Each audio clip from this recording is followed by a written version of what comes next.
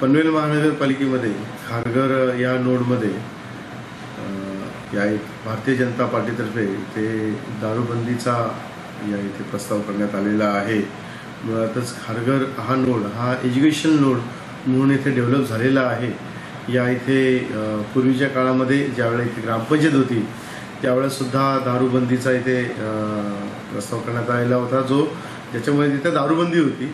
आणि आताही या इथे एज्युकेशन इन्स्टिट्यूट ह्या अजून वाढत आहेत आणि त्याच्यामुळे तिथे दारूबंदीचा प्रस्ताव आम्ही केलेला आहे।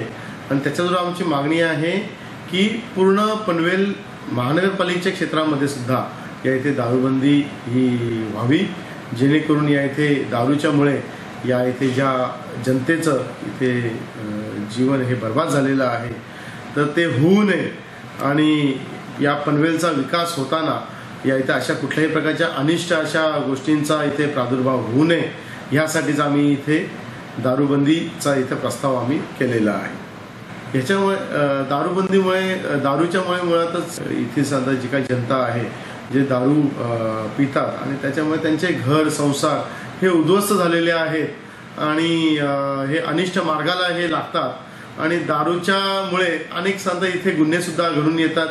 हे जर घडू नये असं जर वाटत असेल तर त्यासाठी पूर्ण फक्त खारघरच नाही तर पूर्ण पनवेल शहरामध्ये इथे दारूबंदी व्हावी ह्यासाठीच इथे भारतीय जनता पार्टीने दारूबंदीचा इथे प्रस्ताव मांडलेला आहे।